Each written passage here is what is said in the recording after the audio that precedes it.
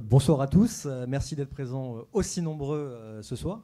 Et moi je suis ravi d'être ici parmi vous ce soir pour parler de ce pays, de la réalité, je ne sais pas si ça va être la réalité, mais en tout cas de ce que j'en ai vu. Effectivement, alors je vais commencer là-dessus. C'est vrai que ça me fait assez bizarre d'être là dans une université parce que moi-même, en fait, c'était en 2004, j'étais à l'école de journalisme à Paris, dans le 13e arrondissement, et j'étais à votre place, donc derrière les bancs de la fac, et je voyais donc un journaliste venir nous parler de son expérience. C'était Christian Mallard, le journaliste à France 3 à l'époque, et qui nous parlait du Moyen-Orient, de cette zone que j'aimais tant. Et il m'avait présenté un de ses amis, l'historien Fereidoun Saebjam, qui m'avait dit « Mais attends, t'es jeune, t'en veux, c'est super et tout, tu vas pouvoir aller en Iran écrire pour les plus grands médias. » Alors à l'époque, je ne le croyais pas du tout. Je me disais « Mais attendez, moi, bon, j'ai envie de bouleverser, j'ai envie de changer les choses et tout, apporter ma pierre à l'édifice, mais moi, je connais pas, j'ai pas de contact et je ne comprends pas comment je vais pouvoir me rendre, travailler et collaborer avec tous ces médias, les médias que vous citez. » Et là, il me pose la question, il me dit « Mais t'es jeune, t'en veux ?» J'ai fait « Oui. » Tu connais l'Iran ? Ouais, un peu. Enfin, j'y vais pour les vacances, parce que j'y allais voir ma famille qui est présente sur place. Qu'est-ce que tu fais cet été ? Alors, on était en juin 2004. Je lui dis l'été, justement, je prévois d'aller en Iran, ça fait longtemps. Il me fait ça tombe bien, c'est super, c'est fantastique. Tu vas aller là-bas et tu vas bosser pour les plus grands médias. Et là, je lui pose la question, je me dis « Mais comment ça ? Moi, je connais personne. Qu'est-ce que je vais faire ?» Il me fait t'inquiète pas, tu ne vas pas parler de politique. Il y a des journalistes extrêmement expérimentés en France pour faire ce travail-là. Non, je sais pas, fais des trucs. De toute façon, en Iran, tout mène à la politique, que ce soit les femmes, la société, le sport, n'importe quoi, tout mène à la politique. C'est un pays extrêmement politisé et dont la population est extrêmement politisée, tu le verras. Bon, je le savais un peu parce que j'avais déjà vécu, en tout cas, j'avais déjà passé quelques temps en Iran, mais encore une fois, que pour les vacances. Et là, je lui pose une autre question. D'accord, très bien, mais et pour les contacts journalistiques, comment ça se passe ? Il me fait ça, tu te débrouilles, mon petit. Je comprends pas. Oui, d'accord, mais bon, moi, je connais pas, j'ai pas de piston, je ne suis pas le fils de Christian Jean-Pierre. Et là, il me regarde, il me fait mais t'as un allié ? Je fais bon, qui ça ? Il me fait déjà, t'as un passeport iranien, donc tu n'as pas besoin de visa pour aller sur place. Première victoire, génial. Parce qu'à l'époque, c'était beaucoup plus difficile qu'aujourd'hui de se rendre en Iran. Et deuxième allié, bien sûr, lespagesjaunes.fr, ce site qui va te permettre d'avoir le numéro de toutes les rédactions parisiennes et françaises. Tu leur dis que tu vas en Iran cet été, tu leur proposes des sujets, à toi de te démerder et de te débrouiller, pardon. Et tu vas voir, ça va marcher. Je fais bon, très bien, je vais essayer. Et donc, alors moi qui suis de nature quand même assez timide, je prends sur moi, je me dis c'est le moment, il faut y aller, donc j'y vais. J'appelle Le Figaro, Libération, Le Monde, je me prends un vent, deux vents, trois vents. Au quatrième, on me dit justement, ça tombe bien, parfait. On aimerait que quelqu'un nous fasse un portrait du judoka iranien Arash Miresmaili, champion du monde en titre de judo, qui a battu en 2003 le français Larbi Ben Boudaoud. Tu peux nous faire un portrait ? Je fais ouais, carrément, ouais, je le connais très bien, alors que je ne le connaissais pas du tout. Mais ouais, je vais le faire. Et puis derrière, tu pourras nous faire ce que tu veux, la société, les femmes, les athlètes, ce que tu veux, on fera un gros article. Et en fait, donc j'ai été en Iran et je suis allé, alors je parlais malgré tout persan, mais ce n'est pas obligatoire. C'est pas parce qu'on parle persan qu'on a des origines iraniennes que, si c'est pas qu'on n'est pas persan et qu'on ne parle pas le persan que ça ne vous concerne pas. Non, ça nous concerne tous. Et je connais plein de mes collègues français à qui il arrivait des choses assez semblables. Je vais sur place. Je vais au comité international iranien olympique à côté de chez mon grand-père. Et il m'accueille en apprenant d'où je viens, parce que les Iraniens, contrairement à ce que l'on pourrait penser, adorent les Occidentaux, adorent la France, contrairement justement au slogan prononcé depuis 40 ans par le régime. Et me balance le tapis rouge et me permet de voir tous les sportifs iraniens qui vont participer aux Jeux Olympiques. À l'époque, on était à la veille des Jeux Olympiques d'Athènes en 2004. Et j'en vois une quarantaine qui sont, pour la plupart d'entre eux, qui ont mon âge ou sont un peu plus âgés. C'était le pied, c'était génial, c'était fantastique. Problème, c'est que donc, j'ai eu le fameux Arash Miresmaili, qui me raconte, qui me parle de sa foi, mais surtout de son sport, qui ne parle pas de politique, qui me dit qu'il n'en a rien à faire, qu'il est là pour présenter son pays et montrer pour une des premières fois, une image différente de l'Iran dont on en parlait dans les médias. Et voilà, donc j'ai son interview, génial.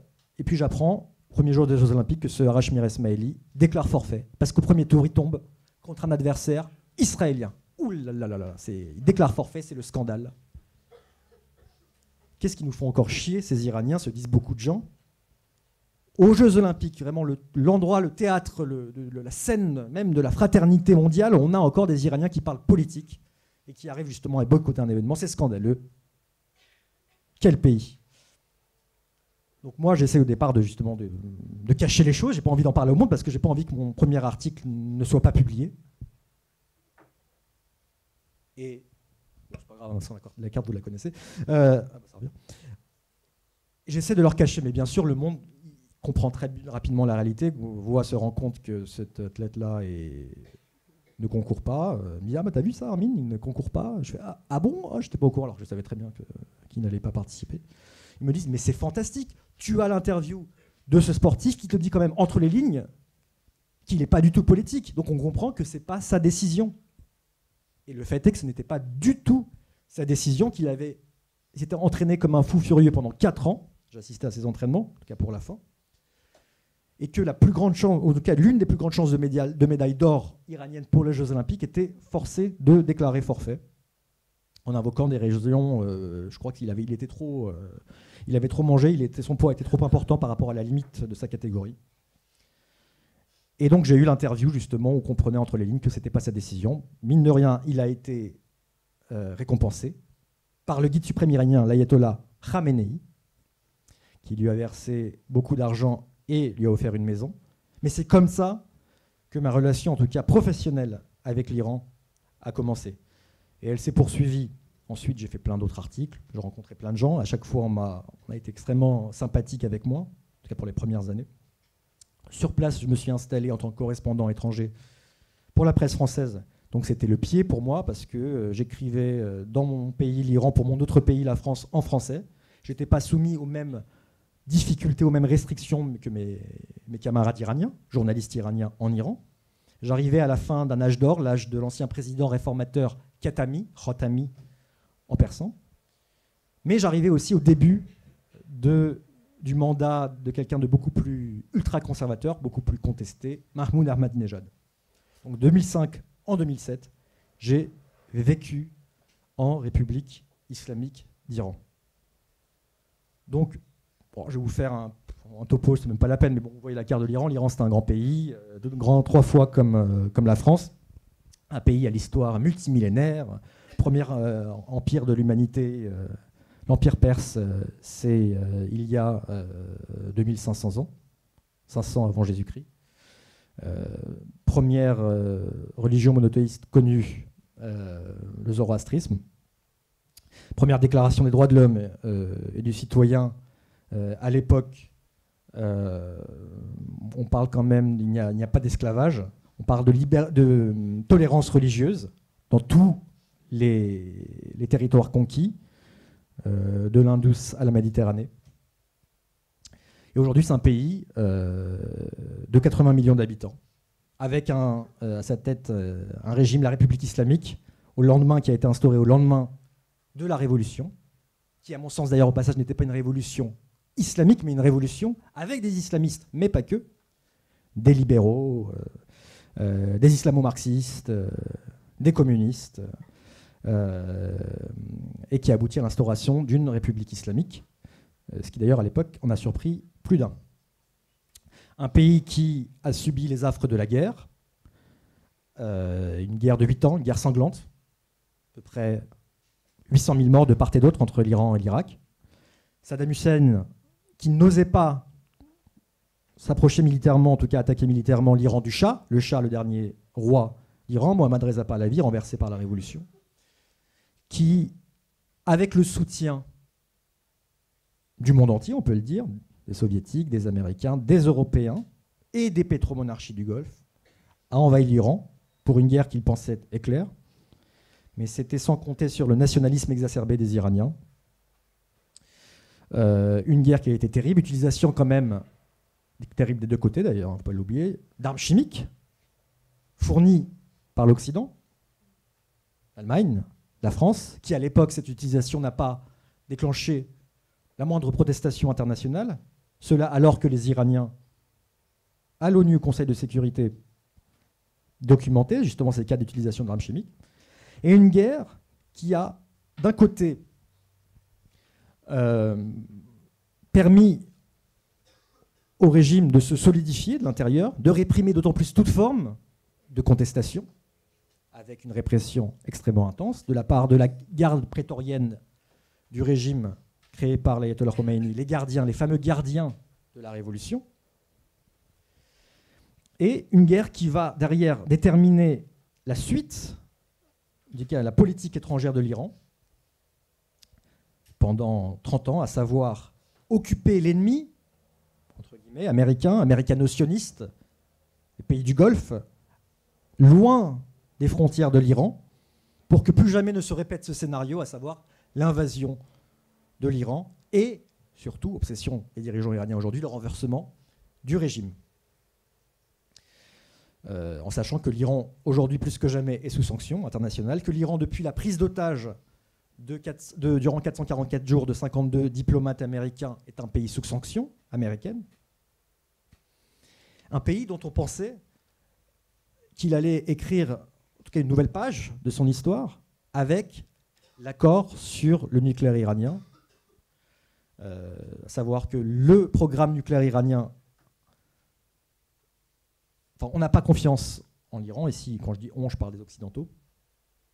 L'Iran a déjà eu un programme nucléaire clandestin qui a été révélé en 2002. Derrière, il s'en est suivi des négociations extrêmement importantes pour que l'Iran renonce à ses activités nucléaires dont on soupçonne qu'elles ont une visée militaire.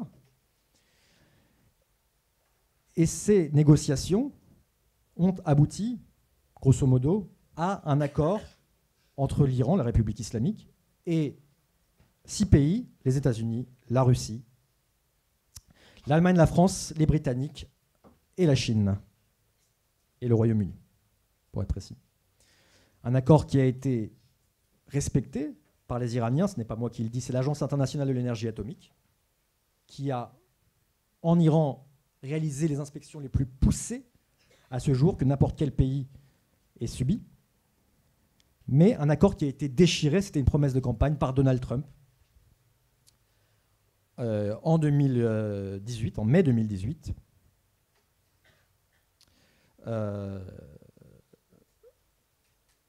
ça n'a rien à voir, mais j'y viendrai. Mais un accord qui a été donc déchiré par Donald Trump, ce qui a donné les pires sanctions de l'histoire, ce sont les mots de Donald Trump, et notamment l'interdiction pour l'Iran d'exporter sa principale denrée, à savoir le pétrole, qui représente 80% de ses recettes budgétaires. Donc voilà un peu la situation actuelle.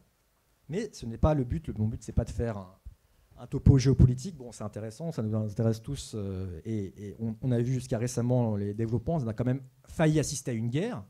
Après l'élimination, certains parlent d'assassinat, de meurtre du général iranien Qassem Soleimani en persan, par un drone américain, qui a provoqué en réaction des frappes iraniennes sur des sites abritant des soldats américains en Irak. Et finalement, Donald Trump n'a pas décidé de ne pas riposter à cette attaque qui n'a fait aucune victime, en tout cas aucun mort. Donc on a failli assister à une guerre. Mais il faut bien quand même là-dessus être d'accord sur un point, en tout cas signaler un point, c'est que justement, le meilleur rempart contre une guerre, c'était l'accord sur le nucléaire, qui a ouvert la voie à la diplomatie et à un rétablissement de l'Iran dans le concert des nations. D'ailleurs, moi, quand je me suis rendu en 2016 en Iran, après 9 ans, pendant 9 ans, je n'ai pas pu retourner en Iran, j'ai pu apercevoir justement cet espoir immense au sein de la société iranienne qui espérait que le pays allait enfin s'ouvrir. En vain, aujourd'hui, on voit justement que les sanctions américaines, couplées à quand même l'incompétence des dirigeants iraniens, a entraîné une inflation énorme, une dévaluation extrêmement importante de la monnaie, et ce qui provoque assez régulièrement des troubles en Iran, qui d'ailleurs, fait intéressant, sont dirigés avant tout vers les autorités iraniennes et pas vers Donald Trump. Donc voilà, ça c'était le topo géopolitique. Là, cette carte-là montre que l'Iran est une mosaïque, comme on s'entend l'Empire perse, est une mosaïque de minorités, majoritairement les Persans, mais également les Azéris, turcophones au nord-ouest, les Arabes au sud, les Lors à l'ouest, les Baloutches au sud-est.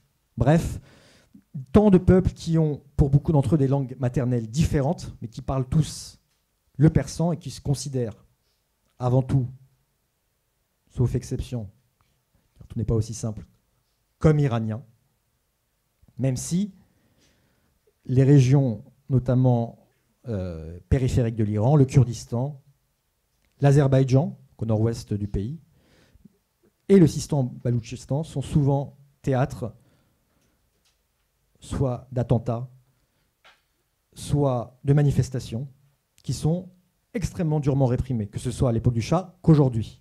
On a vu notamment dans les régions arabes, dans le sud du pays, de grandes révoltes provoquées par la hausse soudaine du prix de l'essence en novembre dernier, qui ont été réprimées dans le sang avec des dizaines de morts. Bon, ce qui nous intéresse aujourd'hui, et moi je pense que là où je suis peut-être légitime, alors légitime c'est un grand mot, mais en tout cas ce qui pourrait vous intéresser, c'est ce que j'ai vu en fait en Iran, parce que bon, la généalogie géopolitique, on peut en parler pendant des heures, ça vous en entendez parler à la télévision. Moi, ce qui m'a toujours frappé sur l'Iran, c'est cette image quand même assez noire de ce pays, que l'on voit dans les médias depuis maintenant une quarantaine d'années. L'Iran des mollahs, l'Iran la bombe, l'Iran le tchador, l'Iran la barbe, l'Iran qui veut détruire Israël. Et toutes ces images-là correspondent à certaines réalités, il ne faut pas le nier, mais pas à toutes.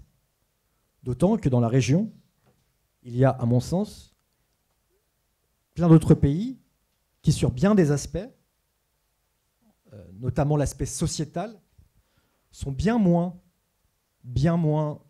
évolués que l'Iran.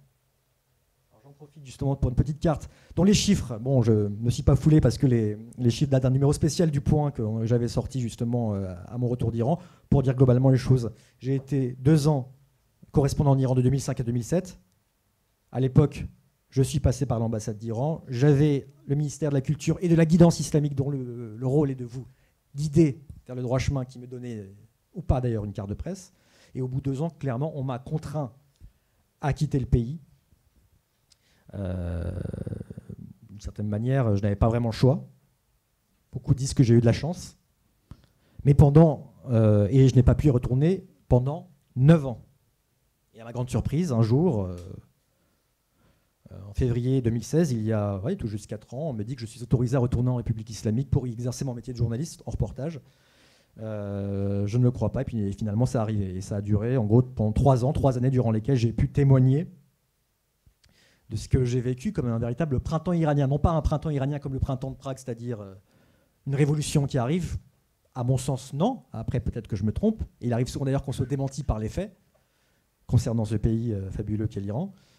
Mais c'est vrai que, globalement, ce qui revient souvent en Iran, quand on parle à la population, la majorité de la population, c'est « j'en ai marre, je n'aime pas la situation, je n'aime pas ce régime, il ne s'occupe pas de nous, nous sommes Iraniens, nous sommes Perses », ça le blabla on connaît, et nous ne voulons pas non plus de guerre de la part des Américains. On a vu ce que ça a donné en Irak, en Libye, en Afghanistan. Mais on a envie d'ouverture. Donc comme justement l'indique ce graphique, voilà, il y a quand même quelques chiffres surprenants par rapport à l'Iran.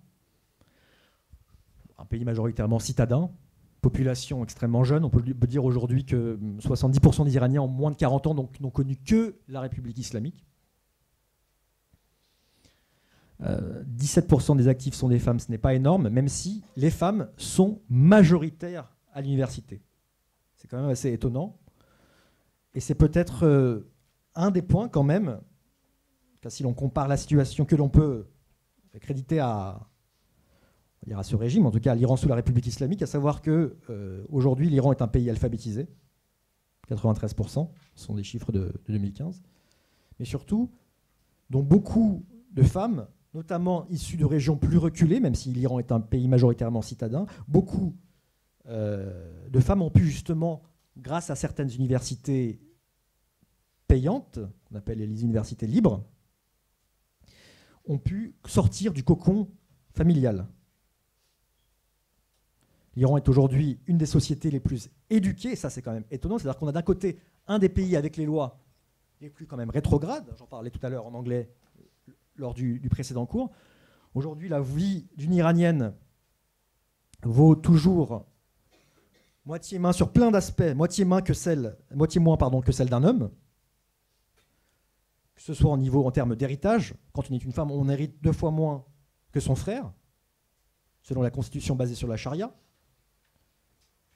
En cas d'accident, si jamais un automobiliste renverse une Iranienne, une femme, il paiera 2 fois moins s'il s'agit d'une femme que d'un homme. Le témoignage au tribunal d'une femme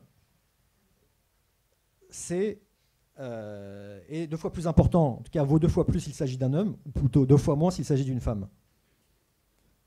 Et l'Iran, surtout depuis, donc ça c'est l'exemple le plus frappant pour les Occidentaux, l'Iran, c'est le voile obligatoire depuis 1979. C'est-à-dire que n'importe qui aujourd'hui qui souhaite se rendre en Iran, n'importe quelle femme, doit porter le voile obligatoire, au risque de se faire arrêter. Mais ce qui est intéressant, c'est que donc on a les lois extrêmement dures, parmi les plus dures de la région du Moyen-Orient.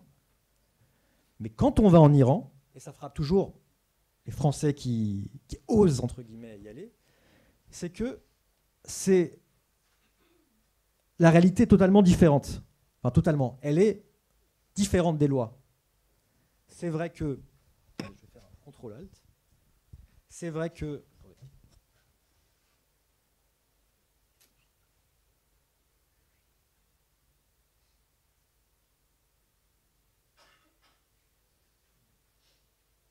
Oula, il m'a tout ouvert en même temps. Parce que j'ai pris des films à l'époque.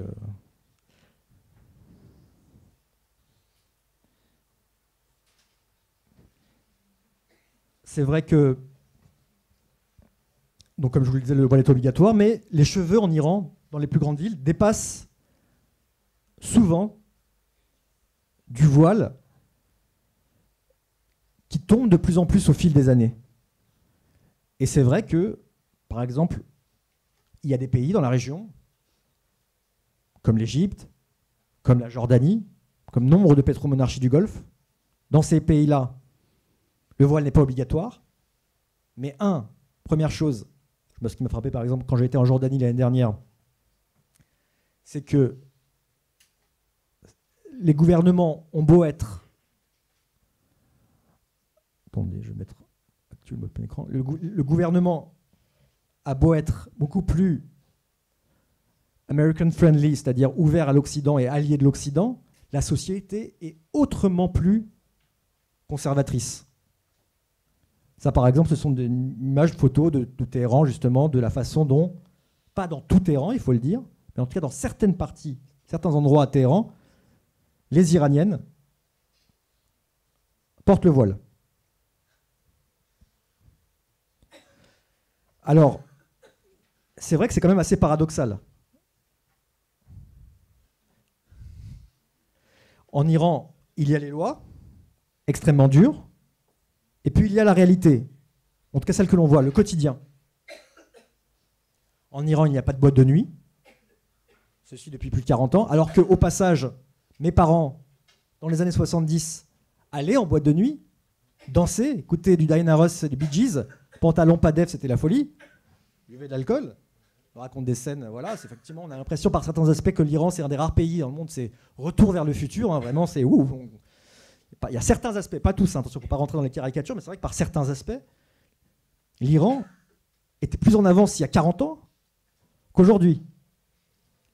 Alors qu'il en va totalement autrement d'autres pays aujourd'hui, comme par exemple la Turquie.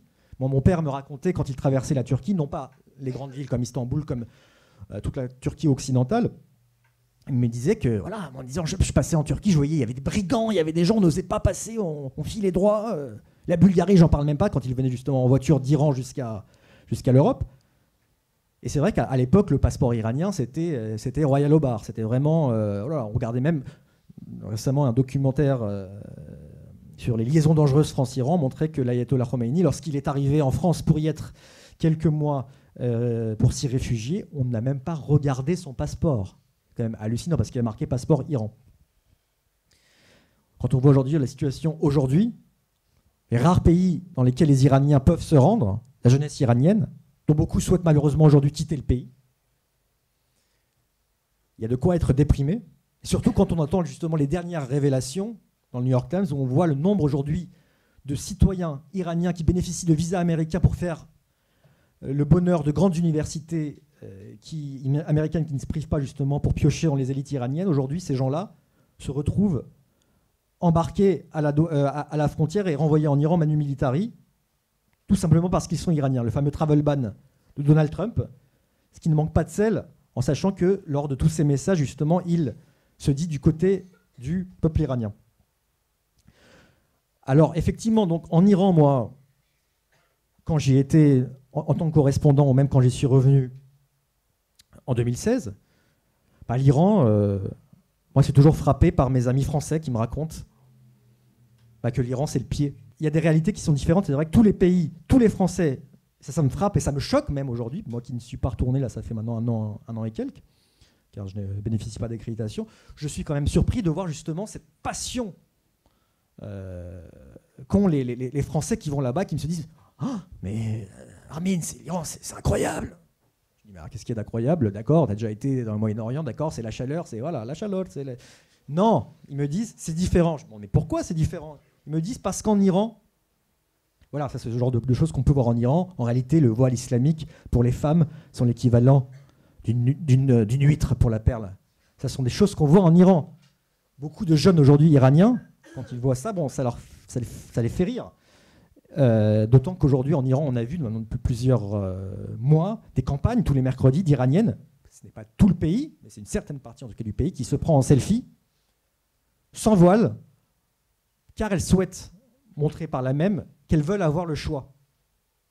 Et il est étonnant de voir que beaucoup de ces femmes-là critiquent par là même si ce n'est pas des situations comparables, mais toutes les polémiques justement autour du voile qui peuvent exister que dans des pays occidentaux comme la France.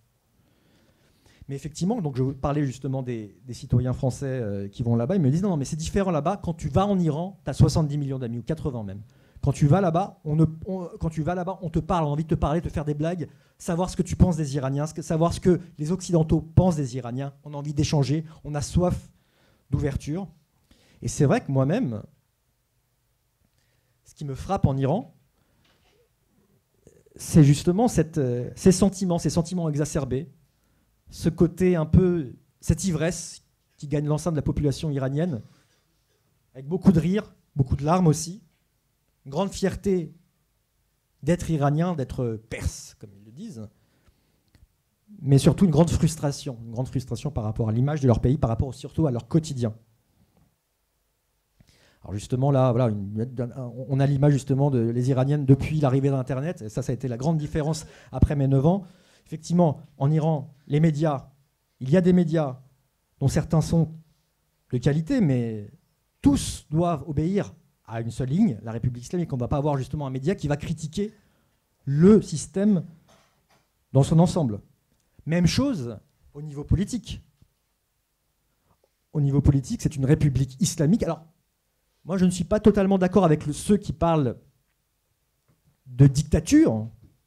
L'Iran a certainement un côté dictatorial, complètement. Il suffit de voir la répression intense des manifestations en novembre dernier, où le pays est quand même allé jusqu'à couper Internet à la face du monde entier. Comment on peut aujourd'hui, au XXIe siècle, couper Internet en pensant que personne va se rendre compte de cette répression.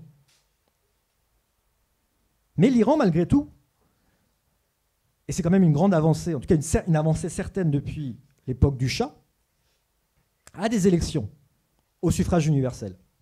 Les élections du Parlement, on pourrait lire les députés, les élections présidentielles, les élections aussi de l'Assemblée des experts, mais on ne va pas trop rentrer dans les détails, dont la mission, donc des religieux, dont la mission est de pouvoir d'émettre le guide, mais en fait c'est une coquille vide, à mon sens.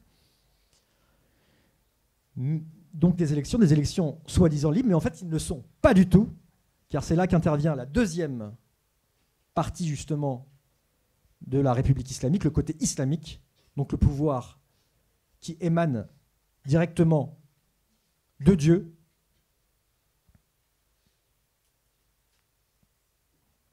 donc ça c'était voilà, le côté bicéphale, même si lui a changé parce qu'il est décédé. Mais en gros, voilà, on a en rouge tout le caractère républicain, donc le président, donc le gouvernement. Mais le président, ce n'est pas la même chose que le président français. Il a vraiment un rôle d'exécutant, même si, malgré tout, il garde une certaine marge de manœuvre. Mais pour revenir donc aux élections, on a donc un suffrage universel, mais on a un autre organe qui s'appelle le Conseil des gardiens de la Constitution. Et cet organe-là, dont la moitié des membres sont nommés, ou plutôt est nommé par le guide suprême, le véritable chef de l'État iranien, l'ayatollah Ali Khamenei, représentant de Dieu sur terre, ou plutôt du 12e imam, l'imam caché, le mardi qui doit réapparaître à la fin des temps, au moment de l'Apocalypse, pour rétablir la justice. Ce Conseil des gardiens va filtrer toutes les candidatures. Donc tous les gens qui soient soit contre la République islamique, ou soit jugés trop réformateurs ou modérés, clic, clac, boum, paf, il dégage. Et c'est le cas notamment de la prochaine élection législative qui doit avoir lieu dans un mois, qui a aujourd'hui quand même une valeur de test. Parce qu'on va voir si, moi d'après ce qu'on me dit, ici à gauche, à droite, notamment donc, surtout en Iran, beaucoup de gens ne vont pas se déplacer voter. Parce qu'ils se disent qu'entre candidats modérés, comme le président Rouhani, réformateurs, comme l'ancien président Khatami, qui d'ailleurs n'a plus le droit de citer dans les médias, ou très très réformateurs, comme l'ancien Premier ministre Mir Hossein Mousavi, l'un des leaders de la contestation en 2009 du mouvement vert, qui est aujourd'hui, non pas en prison, mais emprisonné chez lui, assigné à domicile. En gros, modérés, réformateurs ou conservateurs, c'est blanc bonnet, bonnet blanc, tous ces gens-là souhaitant au final faire perdurer ce système, la République islamique, un système où le dernier mot revient au guide suprême, l'ayatollah Ali Khamenei. Guide suprême qui, on l'a entendu récemment lors de la prière du vendredi, a eu des mots extrêmement durs vis-à-vis des États-Unis et n'a même pas eu de mots pour les victimes. Il n'a pas présenté ses condoléances d'ailleurs aux victimes du crash d'avion abattu par les propres forces iraniennes, mais ça c'est une autre histoire. Mais effectivement, donc, il y a un débat aujourd'hui, il y a un débat qui existe au sein de la République islamique, alors que dans d'autres pays comme l'Arabie Saoudite, comme les Émirats Arabes Unis, comme le Qatar, il n'y a pas d'élection. Où il y a, pour l'Arabie Saoudite, un début d'élection des conseils municipaux, bon, qui n'ont pas grand pouvoir, mais voilà. En Iran, il y a des élections. Des élections que parfois les autorités n'écoutent pas. Ça a été notamment le cas en 2009. On a eu des manifestations monstres contre l'élection dès le premier tour à 63% du président ultra-conservateur Mahmoud Ahmadinejad et qui ont donné des manifestations monstres qui n'étaient pas des manifestations contre le régime mais contre cette humiliation ressentie par le peuple. À l'époque, ces manifestations avaient été réprimées dans le sang avec au moins 150 morts. Il ne faut pas l'oublier. J'en profite pour faire c'est le côté borhol des Iraniens, c'est ce qui est incroyable justement en Iran, c'est que les Iraniens souvent ont l'impression qu'ils sont ivres sans avoir bu, et c'est ce qui est passionnant en Iran, c'est vraiment un pays de sentiments. Et c'est vrai que je pense que c'est une des choses qui captive les Français qui vont sur place. C'est-à-dire qu'aujourd'hui on a vraiment une sorte de croisée des chemins, que je comprends d'ailleurs en tant que Français et Iranien, mais je suis né quand même mais j'ai grandi en France, éducation plus française, c'est que en Iran ça parle, ça discute, sentiments. Quand on parle avec les jeunes, effectivement, ici en France, on a tout, on est gâté. On va parler justement même si ça commence à être le cas en Iran, on ne va pas faire de généralité, mais on va parler de ce qu'on va faire le prochain week-end, de choses un peu plus, je dirais, moins profondes, mais c'est normal, on bénéficie quand même de beaucoup de liberté à mon sens. C'est vrai que moi, ce qui m'a toujours marqué en Iran, c'est ces débats enflammés sur la situation politique, sur le régime politique, sur les options, sur les risques de guerre, sur le rôle de l'Iran, sur le quotidien, sur les miliciens qui viennent tous les jours nous harceler en pleine rue, sur la...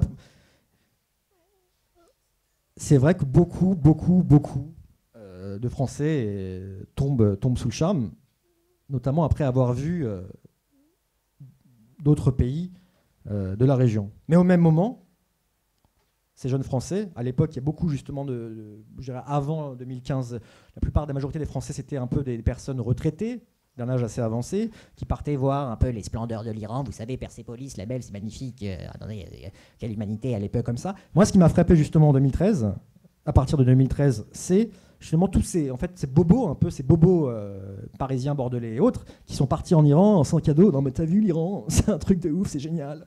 Et c'est vrai que c'est génial. C'est vrai, bon, je suis un peu dans les clichés, excusez-moi, pardonnez-moi, mais c'est vrai que c'est un pays, et notamment une société, qui marque et qui détonne profondément avec beaucoup d'autres sociétés moyen-orientales, par beaucoup d'aspects, alors qu'à la fin de la prière du vendredi, on entend les sempiternels slogans « Mort aux États-Unis, mort à Israël, oh, l'énergie nucléaire est notre droit inaliénable », on a une des populations les plus ouvertes à l'Occident. Mais ceci est dû, à mon sens, à l'histoire de l'Iran, justement, à tous ces liens profonds, communs avec l'Europe, si bien qu'aujourd'hui, beaucoup de Français qui vont là-bas se rendent compte que les Iraniens ne sont pas si éloignés de nous, surtout que depuis 2016, et je pense le grand changement que moi j'ai pu constater, le pays, aujourd'hui, tous les gens, comme ici d'ailleurs en France, sont tous sur leur portable, bénéficiant d'un accès à la 3G, à la 4G et même à la 4,5G, c'est leur façon de dire la 4G+. Et si l'Internet est filtré en Iran par les autorités, malheureusement c'est quand même hallucinant. Aujourd'hui on a en Iran Twitter qui est filtré, donc on ne peut pas accéder à Twitter, officiellement en tout cas. Mais les principaux dirigeants iraniens qui communiquent sur Twitter au reste du monde, comme le guide suprême, comme le président de la République islamique, comme le volubile Mohammad Javad Zarif, le chef de la diplomatie iranienne.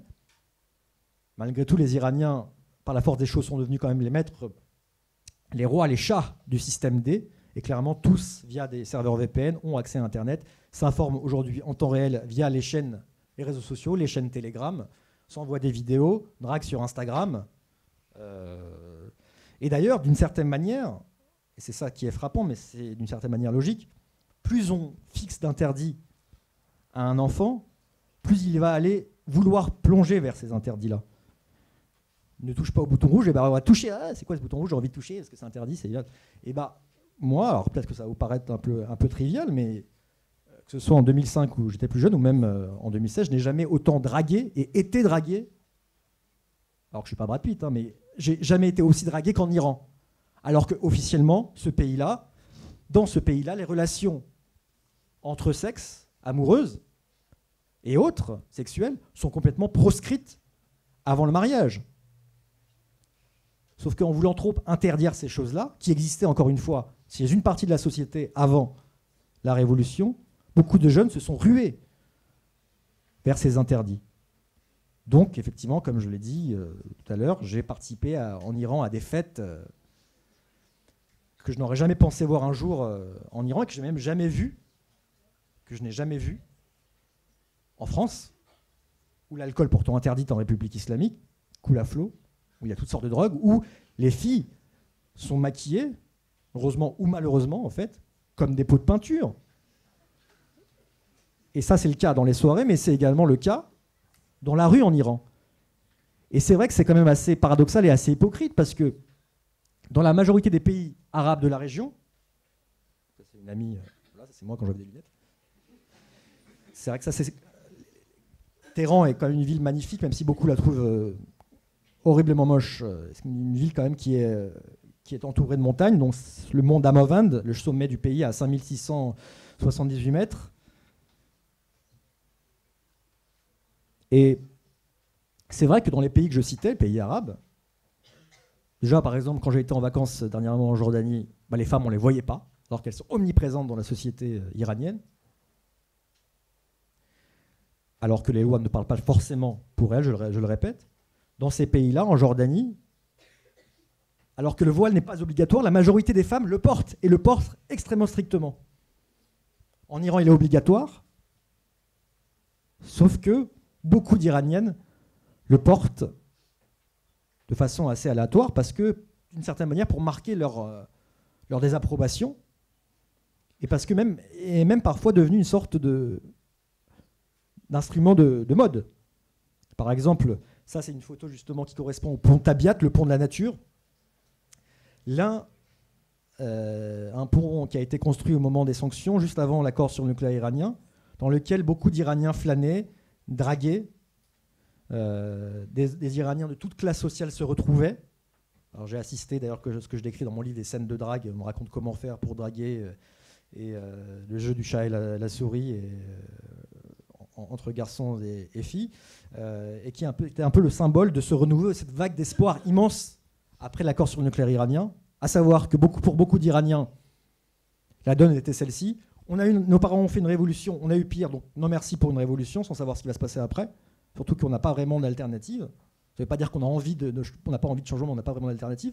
Et puis la guerre, on connaît. On a eu la guerre Iran-Irak. Oh là là, on veut surtout pas revivre ça. Il nous a coûté beaucoup d'années pour pouvoir se reconstruire. D'ailleurs, ça donnait le nom à un des partis modérés réformateurs iraniens, les reconstructeurs. Karl Gozaran.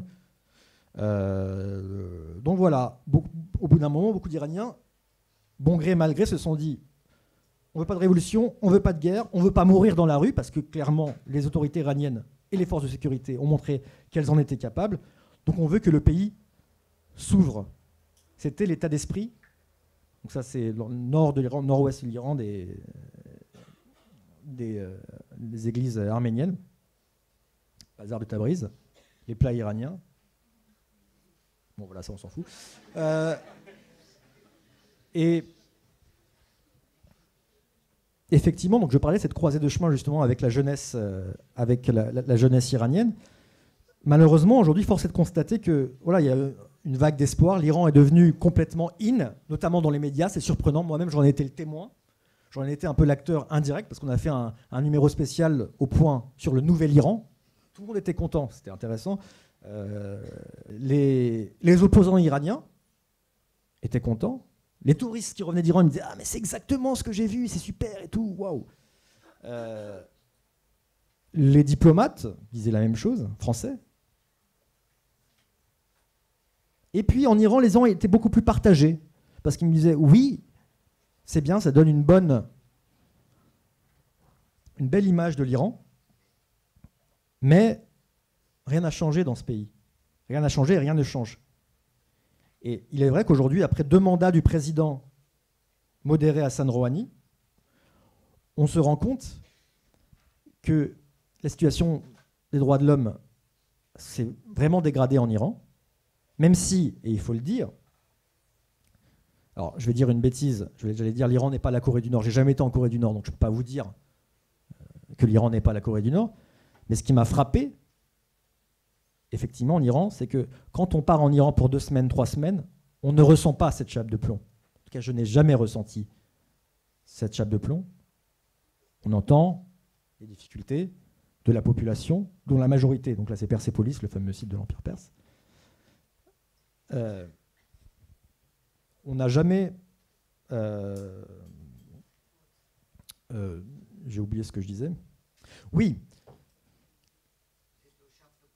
La chape de plomb, effectivement. Merci, madame. On ne le sent pas. En Iran, les gens continuent leur vie. Il y a vraiment un combat pour davantage pour la démocratie, pour du changement. Et on ne peut être que très optimiste quant au potentiel de cette société à moyen et long terme. Mais sur le court terme, on voit très bien que... autre chose que j'ai oublié d'évoquer, on assiste quand même, et ça c'est frappant, à une liberté de ton assez fantastique. Quand on prend un taxi collectif, les Iraniens n'hésitent pas à dire ce qui ne va pas, à insulter le gouvernement, à insulter même le régime. C'est plus comme les premières années de la Révolution, on avait peur de son voisin. Voilà, il y a eu une liberté de ton. Maintenant, encore une fois, c'est une liberté de façade. Pareil, par exemple, pour l'accoutrement des femmes, dont le foulard tombe de jour en jour, dont le manteau se raccourcit de jour en jour, le manteau islamique, dont les pantalons remontent de jour en jour. Mais la loi reste la même. Et tous les printemps, la police des mœurs, qui s'est fait beaucoup moins nombreuse, bien moins nombreuse que par le passé, notamment depuis l'arrivée de Rouhani, revient à la charge pour rappeler certaines règles. Donc il y a un jeu du chat et la souris entre les autorités extrêmement dures et la société. Et contrairement, c'est ça aussi qui est frappant, l'Iran est un des rares pays, contrairement aujourd'hui à l'Arabie Saoudite, qui est une société autrement plus conservatrice, pas du tout les mêmes droits, pas du tout le même éveil, la même éducation, même si c'est une société qui a elle aussi un gros potentiel et une grande jeunesse.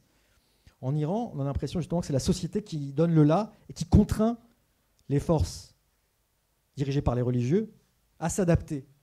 Alors qu'en Arabie Saoudite, on a un jeune prince que l'on peut bien sûr critiquer vu ses méthodes brutales, mais qui tend la main à cette jeunesse, à sa jeunesse, en lui ramenant la communication, les réseaux sociaux. Bien sûr, c'est uniquement pour son propre pouvoir. Je parle là de l'Arabie Saoudite et du prince MBS.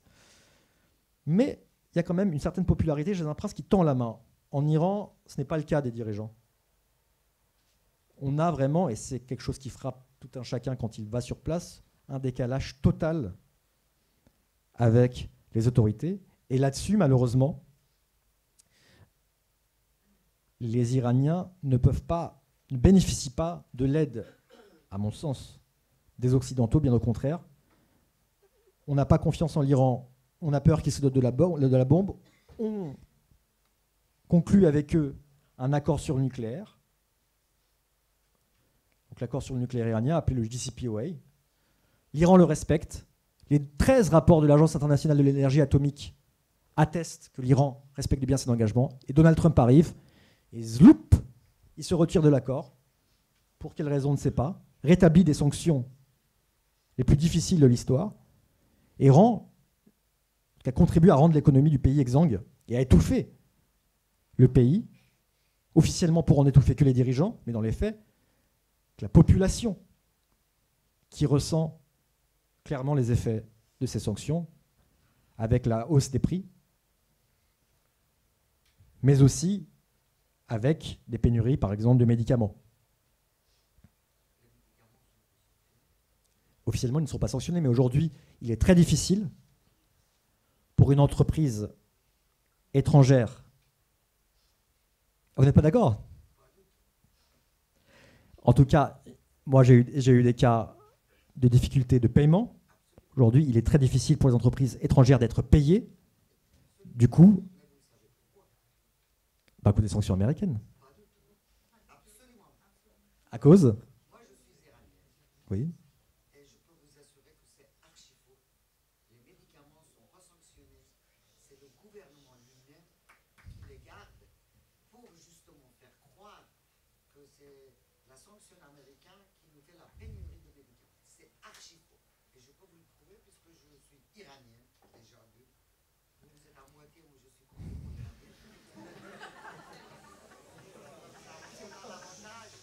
Alors, on parlera. Alors, écoutez, moi j'ai toujours été extrêmement ouvert. Alors, comment? Eh ben, je vous en prie, mais dans ce cas-là, je peux vous dire que moi, qui suis pas à moitié iranien, mais 100% iranien et 100% français, ne vous en déplaise. Non, mais j'ai quelqu'un de ma famille qui aujourd'hui elle est plus grande, qui est diabétique et qui a les plus grandes difficultés pour se procurer son traitement de dialyse. Il y a des corruptions. Clairement, il y a de la corruption au sein des autorités, mais il serait faux, mais j'ai le cas, j'ai travaillé dessus, les articles. Oui, je comprends bien, mais j'ai travaillé dessus et il y a aujourd'hui un tas d'entreprises internationales qui ne se risquent pas à envoyer des médicaments en Iran car ils ne peuvent pas être payés.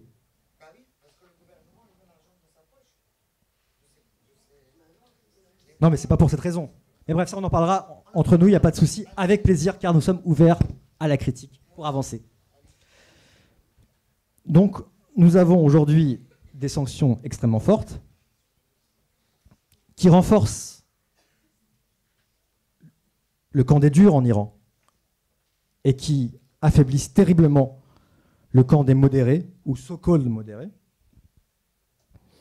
Et malheureusement, moi, je suis assez pessimiste dans le court terme pour une évolution positive de la situation, parce qu'on a d'un côté des dirigeants qui sont intransigeants, et on le voit avec la récente décision d'éliminer des centaines de candidatures aux prochaines élections législatives.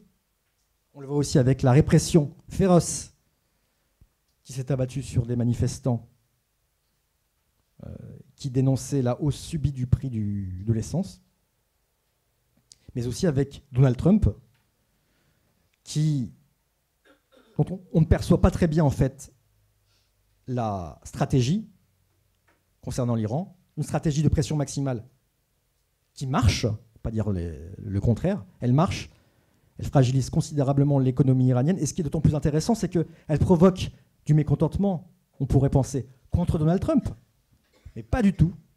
C'est avant tout un mécontentement contre les autorités iraniennes. Là, je pense que madame ne va pas me contredire. Oui, gagné. Comment je vous... D'accord. Et effectivement, je pense qu'aujourd'hui, d'une certaine manière, on a une société pour laquelle je fonde beaucoup, beaucoup d'espoir. Une fois une société résiliente, ingénieuse, éduquée, mais qui se retrouve aujourd'hui coincée entre, d'un côté, certains religieux et iraniens, de l'autre, Donald Trump. Et ne vous méprenez pas, je ne suis pas certain, je pense que les Iraniens, les dirigeants iraniens le savent très bien, que Donald Trump souhaite une guerre avec l'Iran ou bien renverser le régime. Non, ce qu'il veut, c'est mettre l'Iran à genoux pour les forcer à négocier son Great Nuclear Deal by Donald Trump. Et ceux qui pensent, ceux qui croient que ce régime, d'après ce que je vois encore une fois, va disparaître dans les semaines qui viennent, je pense ne voient pas toute la réalité qui est que pour l'instant ce régime, en tout cas sur le court terme, j'insiste bien sur le court terme, n'est pas menacé, et que sur le court terme, il n'y a pas de volonté de Donald Trump de rentrer en guerre, car il sait très bien que si jamais il rentre en guerre avec l'Iran, c'est une guerre qui va durer longtemps, et c'est une de ses promesses de campagne, notamment celle de retirer ses soldats de la région, qui sera démentie. Il ne le souhaite en tout cas pour l'instant, surtout pas. Donc j'ai bien peur aujourd'hui que ce soit via toutes ces politiques de sanctions. Je ne suis pas là pour dire il faut sanctionner, pas sanctionner, mais en tout cas je déplore la situation des Iraniens qui se retrouvent coincés vraiment entre deux extrêmes. Maintenant, sur le moyen terme, par rapport à tout ce que je vous ai décrit, déjà je vous invite à, et encore une fois je ne suis pas payé par la République islamique ni par l'Office du tourisme de Téhéran, mais je vous invite à faire un tour sur place. En dépit des récents événements, l'Iran reste un des derniers pays stables de la région, ô combien charmant. Pour vous rendre compte de cela, et je pense certainement que vous n'en sortirez pas indemne comme cela est arrivé pour nombre de mes compatriotes, cette fois français. Un pays dont on va encore continuer à parler, mais qui n'a pas fini de vous surprendre. Voilà, je suis désolé pour cette chute-là, qui fait très très hollywoodienne, mais maintenant je pense qu'on va partir pour les questions. Je suis tout à fait ouvert à toutes les questions, même les plus dérangeantes, même les plus personnelles.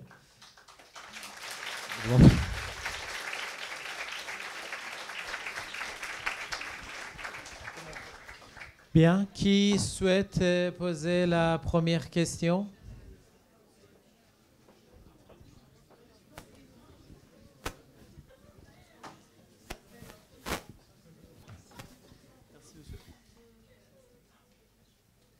Bonsoir, je m'appelle Edouard, j'étais dans le cours juste avant de M. Khalili quand vous êtes venu faire un petit exposé.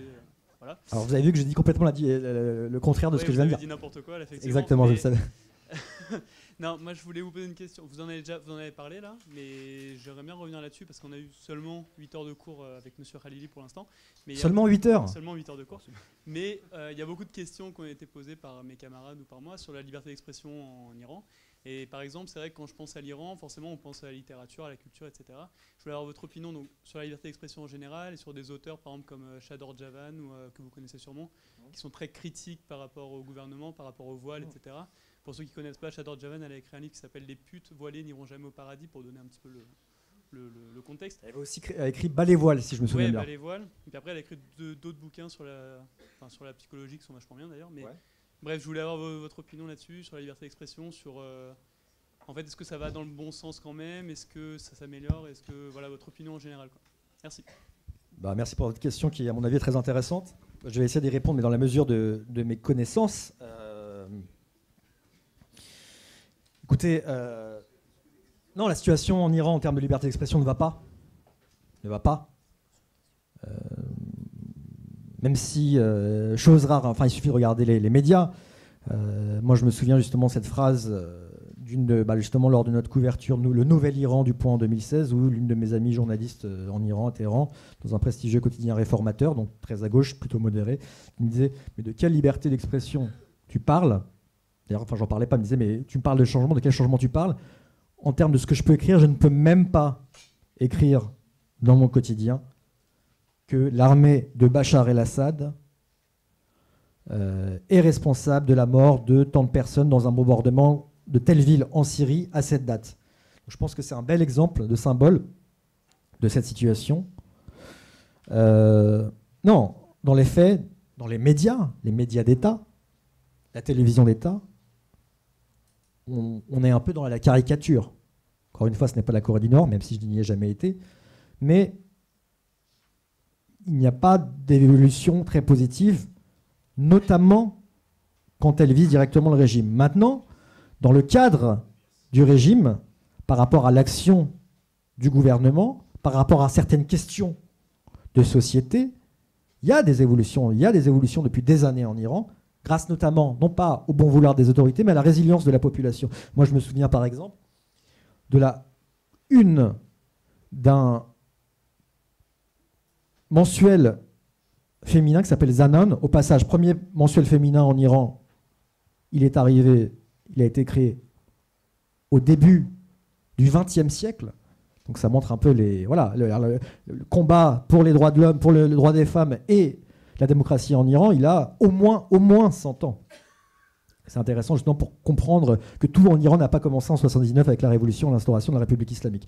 Mais donc je reparle justement de ce mensuel Zanan qui évoquait un sujet extrêmement tabou en Iran, mais qui le devient de moins en moins, ce qu'on appelle le mariage blanc. Qu'est-ce que le mariage blanc? Ça n'a rien à voir avec son homologue français, se marier comme ça pour avoir des papiers. Non, non.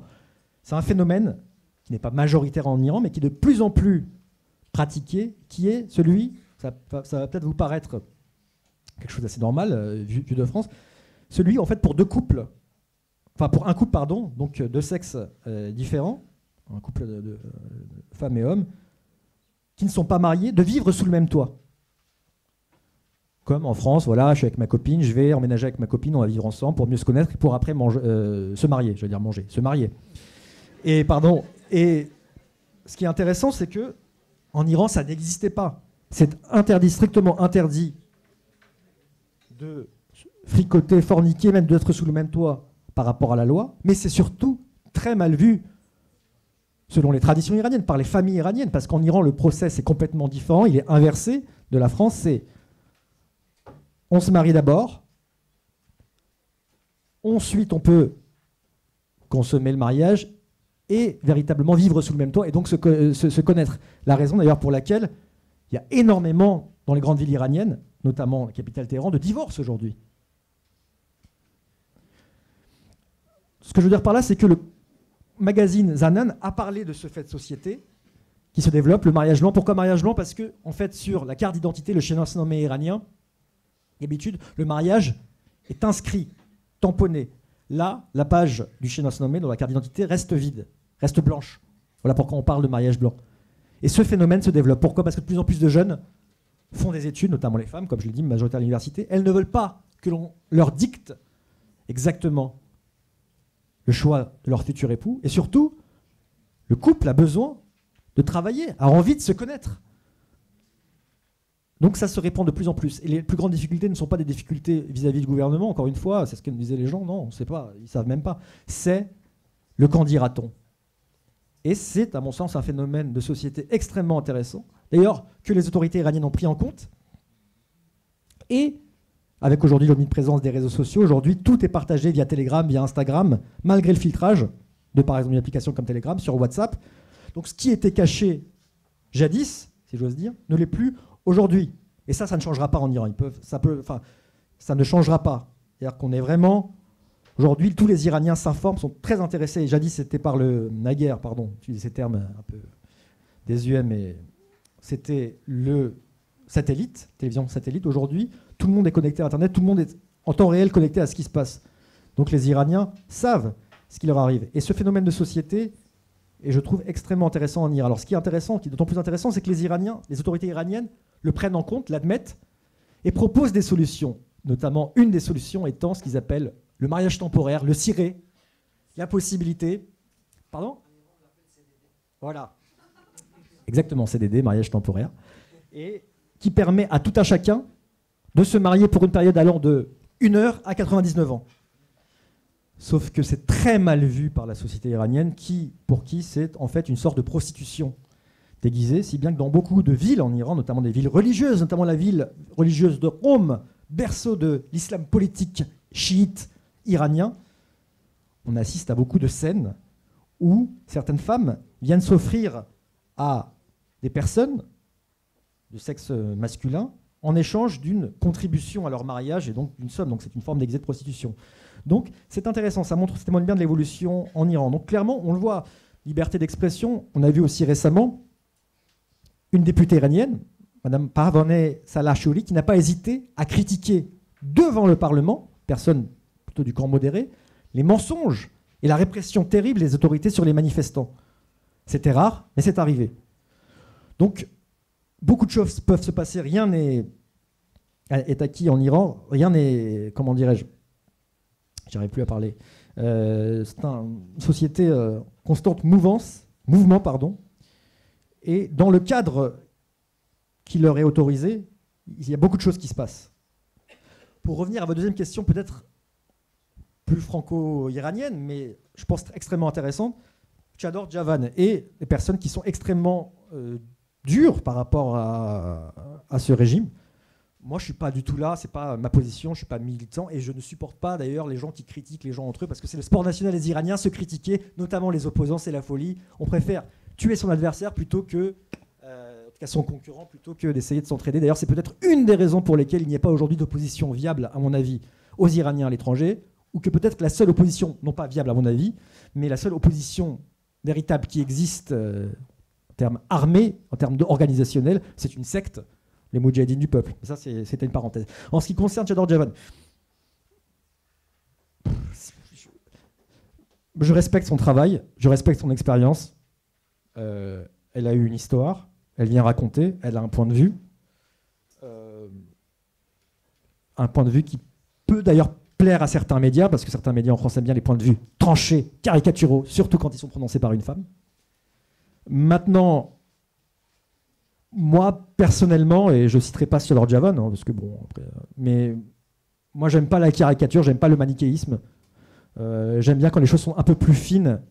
Et c'est ce que j'ai vu, c'est ce que je vois tout le temps en Iran. Voilà, maintenant, il n'empêche que, pour ceux qui en doutaient encore, en tout cas, oui, ce régime a montré en novembre dernier qu'il était capable de réprimer dans le sang, et pas qu'un peu. On l'a vu. Voilà. Maintenant, la vie, malgré tout, continue en Iran. Voilà, il se passe des choses extrêmement intéressantes en Iran. Je pense que la meilleure des choses, c'est pouvoir continuer à s'y rendre. Mais il ne faut pas pour autant, encore une fois, vendre son âme au diable et, comme ce qui se passe pour certains admirateurs, laudateurs de la Syrie, épouser justement les pires atrocités faites, par exemple, par le dictateur Bachar el-Assad. Donc voilà. Oui, madame.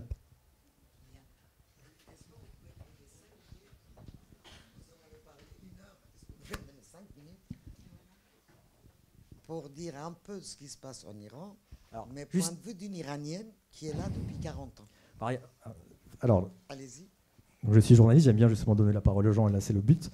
Mais je vois quand même, car j'ai assisté souvent dans le public, à beaucoup de gens en fait, qui ne posaient pas de questions, mais qui donnaient un exposé. Non, pas du tout. Moi, Bah si, là, vous le moi, dites, je vais je vous donne poser 5 minutes. Parce que j'ai 5 minutes à vous poser des questions que vous allez répondre à ces jeunes gens. D'accord. Donc moi, je vous pose des questions Alors, et vous leur si, répondez. si vous permettez, Allez-y. allez-y. Voilà. Je voudrais savoir comment est-ce possible que vous appeliez à nos yeux les Iraniens, la majorité des Iraniens, Soleimani, vous le nommez général, alors que vous dites vous-même que gardien de la révolution n'est pas une armée. Vous savez que dans une armée, il y a une hiérarchie. Comment vous le nommez général, alors que ce n'est pas une armée? Voilà ma première question déjà. Je réponds au fur et à mesure ou je... Ah bah vous pouvez l'écrire et puis vous me répondez tout après. Voilà. Et je peux y aller? Bien. Alors, vous précipitez pas, j'ai tout mon temps.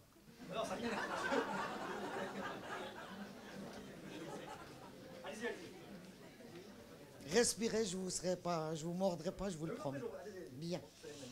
Votre livre s'appelle Un printemps à Téhéran.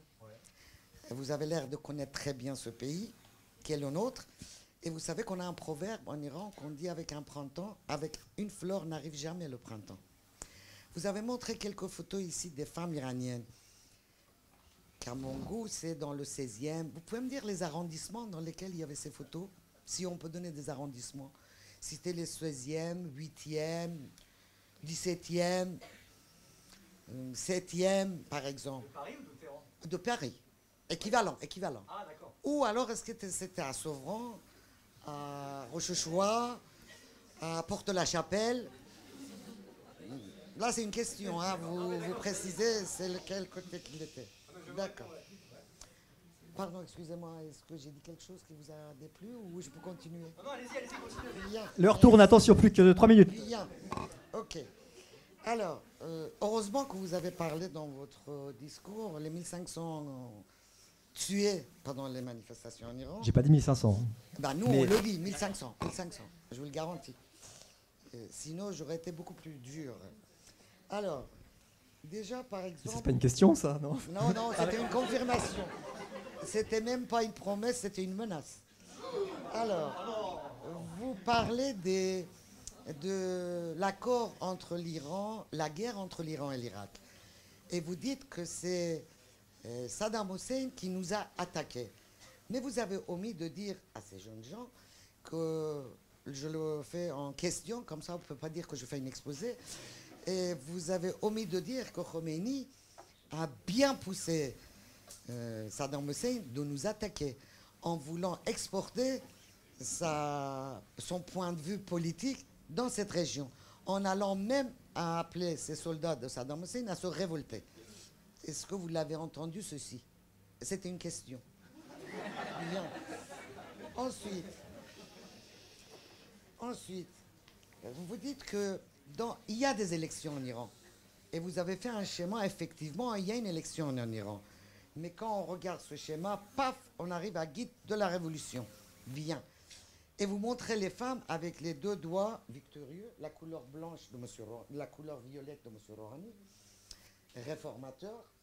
Alors, voyons son résultat. Est-ce que vous êtes d'accord qu'il peut réformer? C'était toujours une question. Hein.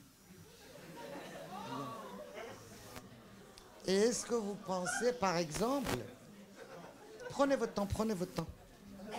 Je vous en prie.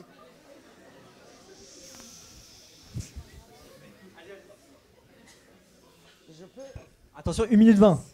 1 minute 20. Il me reste 1 minute 20. Bien. Alors, quand vous savez que ces régimes de république islamique, vous dites qu'il y a des élections, mais vous savez parfaitement qu'en arrivant devant, à peu près à la révolution, enfin aux élections, il devient très tendre. Les cheveux, ils sortent.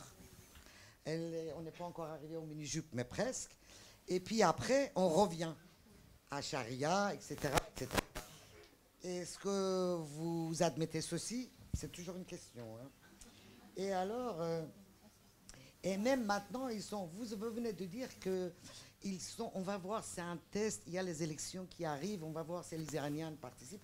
D'abord, je vais vous signaler, vous avez souvent comparé l'Iran et d'autres pays, parce qu'en Iran, il y a les femmes qui sont porteurs des drapeaux de liberté.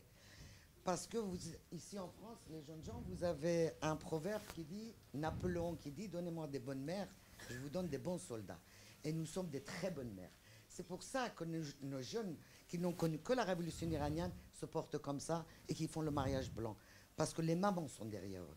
Et les mamans, c'est notre génération à nous. Donc, avec tout ceci, j'allais vous remercier quand même de votre adoucissant. Parce que souvent, je vous ai écouté à la télévision et souvent, vous m'avez énervé en défendant ce régime islamique. Et votre dernière intervention, côté Madame Chirali, que j'aime beaucoup, vous avez mis un peu de l'eau dans votre vin vis-à-vis de ce régime, que je vous pose la question. Est-ce que vous pensez réellement que ces mots-là sont réformables? Alors, merci beaucoup. Ça fait 5h34, mais c'est pas grave. J'ai combien de temps encore? Ah, c'est fini là. Ah bah mince alors. Bon, merci de votre intervention. Effectivement, qui était un flot de questions un peu exposé, mais questions surtout avant tout. Concernant M. Soleimani, on l'appelle quand même Sardar Soleimani. Mais ça ne veut pas dire général. Sardar, c'est un titre. C'est un titre. Jusqu'à preuve du contraire, je discutais récemment avec... Ah bah, preuve du contraire, vous l'avez devant vous. Ah ben, je parlais... Écoutez... C'est pas général. C'est un Sardar et c'est eux qui ont donné le titre. Bon, on va pas... Si on commence à faire question-réponse à la question, là, on n'en sort pas, là. Et puis après, on sera plus tous les deux, tout le monde sera parti, et on ne pourra pas après faire la fête. Bref. D'accord. Alors, première chose, avant toute chose, je ne suis pas... Parce que vous me parlez comme si j'étais l'ambassadeur de la République islamique d'Iran à Paris. Oh chérie, si c'était le cas, vous seriez venu. Ça, je vous le garantis. Alors c'est marrant, dans la même phrase, vous venez de dire chérie, et en balançant une menace. C'est très iranien, ça.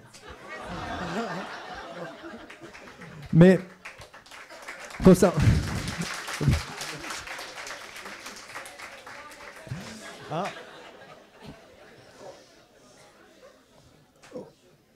Alors, en ce qui concerne Soleimani, écoutez, moi je suis journaliste, je suis justement là pour appeler un chat, sans mauvais jeu de mots. En ce qui concerne Soleimani, son titre c'est quand même, je crois, brigadier général Soleimani, membre des gardiens de la Révolution. Les gardiens de la Révolution, jusqu'à preuve du contraire, et cela m'a été récemment confirmé par un diplomate occidental et pas iranien, il reste membre d'une force régulière. Mais ce n'est pas l'armée. Les gardiens de la Révolution font partie, ce n'est pas l'armée terrestre, l'armée de terre, mais c'est une armée idéologique, mais elle fait partie des forces armées officielles iraniennes. Non mais là non. Là non. Madame, vous avez posé la question. Oui, permettez d'accorder à M. Arifi de répondre. Vous avez largement posé la question. Il y a beaucoup d'autres questions qui attendent. Donc, avec votre permission, laissez M. Arifi de répondre. Un haut diplomate français récemment m'a quand même dit, si vous voulez qu'on aille jusque-là, les gardiens de la Révolution, on peut en dire beaucoup de choses. Il n'en reste pas moins que, ne vous en déplaise, il reste membre des forces armées iraniennes. D'accord, si vous voulez. Mais moi je dis qu'ils font partie des forces régulières iraniennes. D'ailleurs, beaucoup aujourd'hui, à demi-mot, beaucoup de diplomates français, au-delà de la nature même du général Rassem Soleimani, qui reste sur la liste des terroristes de l'Union européenne. Alors, vous connaissez un général terroriste maintenant? Bah oui, il y en a plein. Enfin, on n'est pas... c'est pas la question. Enfin... Ouais, mais là, c'est un peu caricatural. Là. Je suis désolé. Bon, bref. Il n'en pensait pas moins que c'est la première fois depuis des décennies que le chef d'une des branches d'une armée régulière d'un pays souverain, qu'on apprécie ou pas le régime, c'est pas la question, était assassiné dans un pays tiers, à savoir l'Irak, alors qu'il y avait été invité. Donc, En ce qui concerne l'appellation générale de Rassem Soleimani, jusqu'à preuve du contraire, il est général et même brigadier général. Voilà. Un printemps à Téhéran, les filles du 6e, du 8e, du 7e. On peut même rajouter, je pense, le 18e parce que c'est en train de se boboiser à vitesse grand V. D'ailleurs, si vous voulez investir, c'est là-bas, c'est le moment. En ce qui concerne les filles, justement, dont je vous ai parlé, effectivement, d'ailleurs, je le dis dans mon intervention, il s'agit de certains quartiers de Téhéran, mais pas, ça a pu être le cas, je pense, il y a une quinzaine d'années, mais pas que du nord de Téhéran, très aisé, un peu Hollywood à l'iranienne. Aujourd'hui, grande partie des filles, des femmes, notamment celles nées après les années 90, qu'on appelle en Iran la génération 70, car en Iran, aujourd'hui, nous sommes en 1398, donc on les appelle les 70s. Beaucoup aujourd'hui, des femmes en Iran, pas toutes, mais portent le foulard, peut-être pas comme cette dame, justement, avec vraiment... oui, mais portent comme celle-ci que l'on voit ici. Les trois, mon capitaine. Et je pense que c'est très intéressant. Encore une fois, il ne s'agit pas de dire que l'Iran, ce n'est que ça. Non, ce n'est pas que ça. Il y a aussi des femmes en tchador. C'est un pays multiforme et c'est un pays dont il ne faut pas, d'ailleurs, au passage, oublier le côté religieux. Les mollahs, encore une fois, ne sont pas arrivés de nulle part. Il y avait, après l'invasion arabe du pays en 1300, il y a 800 ans, il y a eu toute une partie de l'Iran qui a été l'Iran islamique, qui a donné des joyaux comme Ispahan, par exemple. Et l'Iran, c'est ni le côté laïque du nord de Téhéran, ni le côté ultra-conservateur et traditionnel de Qom. L'Iran, c'est les deux. Donc voilà pour ma réponse. 1500, oui, là vous parlez justement des morts des manifestations, de la répression des manifestations en novembre dernier. Laissez-moi vous dire que c'est un chiffre qui a été donné par l'agence de presse Reuters. Moi, je dois faire mon travail de journaliste, ni d'un côté ni de l'autre, essayer de faire mon travail au maximum. Pour l'instant, il n'a été confirmé par aucune source. J'ai fait mon boulot. J'ai appelé plein de sources. C'est pas parce que ce chiffre-là vous dit « Ah, vous plaît comme ça veut dire que c'est la vérité, madame ». Oui, mais là, vous avez dit tout à l'heure que c'était la vérité. Pour l'instant, il n'a pas été confirmé. D'ailleurs, beaucoup de gens s'étonnent de cet article. Mais attention, ne nous trompons pas. Ça ne veut pas dire qu'il n'y a pas eu de répression féroce. Il y a déjà eu au moins 300 morts, peut-être bien plus, certainement bien plus. J'ai même posé la question, si vous voulez, à Shirin Ebadi, prix Nobel de la paix 2003, dont, à mon avis, peut-être me trompe-je, vous ne soupçonnerez pas le caractère pro-régime. Oh là, bon, là, on n'y est pas là. Dans ce cas-là, elle est pro-régime, mais elle est contre le régime. Là c'est Dr. Jekyll, Mr. Hyde. Oui, dernière chose. Très intéressant, point très intéressant sur la guerre Iran-Irak. Effectivement, parce que j'ai voulu aller vite, mais si on veut vraiment aller dans le détail, d'ailleurs, ce que j'avais noté dans le dossier du Point, la guerre Iran-Irak, c'est une invasion de Saddam Hussein, mais il ne faut pas oublier que les pays arabes de la région ont eu peur du discours à l'époque de l'ayatollah Khomeini, qui a annoncé qu'il souhaitait exporter sa révolution, notamment les pays du Golfe, notamment l'Arabie saoudite, que l'ayatollah Khomeini a dénoncé. Il a dénoncé notamment la famille saoud, détentrice des lieux saints de la Mecque et de Médine, comme usurpatrice. Et clairement, ça a fait peur aux monarchies du Golfe. Ça a d'ailleurs eu un rôle considérable dans la wahhabisation de l'Arabie saoudite au cours des dernières décennies, qui a dû surenchérir justement dans l'islam sunnite extrémiste. Et ça a donné du grain à moudre justement, et ça a donné un soutien à Saddam Hussein pour envahir l'Iran. Mais dès le départ, Saddam Hussein avait un plan. Et même si on veut être encore plus loin, mais ça je pense qu'on n'aura pas le temps, les Iraniens auraient pu arrêter la guerre au bout de 2 ans, comme vous le savez. Et là vous êtes d'accord, on est d'accord, c'est super, c'est la fête. Exactement. Et ils ne l'ont pas fait car ils voulaient aller, je cite, jusqu'à Karbala. 6 ans plus tard, ils ont conclu un armistice qui n'a pas fait bouger d'un iota les frontières après 8 ans de guerre et 800 000 morts. Dernière chose, réformateur, quelque chose, et ça sera ma dernière réponse à sa question, une question très intéressante. Effectivement, ça fait 40 ans que le jeu politique en Iran, et surtout 30 ans, a lieu entre réformateurs et conservateurs. Les deux sont issus du même régime et ont le même but, la survie du régime, par 2 aspects. Les réformateurs, par l'ouverture à l'Occident et une certaine libéralisation limitée à l'intérieur du pays, une libéralisation sociétale, sociétale, et de l'autre, les conservateurs qui, eux, souhaitent que l'Iran soit autodépendant, ne font aucune confiance à l'étranger, souhaitent que l'Iran reste un pays renfermé sur lui-même, seule manière d'après eux de conserver ce régime, cette révolution, et surtout pas d'ouvrir le pays notamment à la culture occidentale, donc main de fer à l'intérieur du pays. Quand on parle aux Iraniens, moi je ne vous donnerai pas ma réponse, mais quand on parle aux Iraniens, on leur pose la question. Aujourd'hui, beaucoup de jeunes Iraniens ne croient plus aux réformes, parce que clairement, l'exemple dernier en date, c'est celui du président Rouhani. La situation ne s'est pas améliorée. Aujourd'hui, les anciens réformateurs, il y en a un qui est en prison assigné à domicile, Mir Hossein Moussavi, l'autre qui est interdit de citer, Mohammad Khatami. Donc clairement, ça montre les limites de la réforme. Mais il y a derrière, il ne faut pas oublier, un autre acteur, les États-Unis, qui, à mon avis, Donald Trump, pour ne pas le citer, en se retirant de l'accord sur le nucléaire iranien, a donné un cadeau énorme, je dis bien énorme, aux durs en Iran, car il leur montre, il leur prouve qu'ils ne peuvent pas faire confiance aux Américains. Encore une fois, l'Iran a respecté un accord. Ce n'est pas une question de qui est bien, qui est méchant. On signe un accord à plusieurs pays. L'Iran respecte ses engagements et l'Iran ne récupère presque rien en retour. Donc ils se sont fait avoir. Et ce n'est pas la première fois dans l'histoire récente de l'Iran, et surtout celle de la République islamique, que l'Iran se fait avoir. Donc je pense que c'est dramatique et ça ne va pas aider tous ceux justement qui se battent pour la démocratie en Iran. Quand on voit notamment, il ne s'agit pas de jeter toute la faute sur Trump, c'est clair, mais je pense que là-dessus, la politique, avec un peu de recul, et ce n'était pas d'ailleurs forcément ma position à cette époque-là, mais la politique de Barack Obama sur l'Iran a été autrement plus intelligente que celle de Donald Trump. On va prendre d'autres questions. Votre question. Donc on va prendre d'autres questions.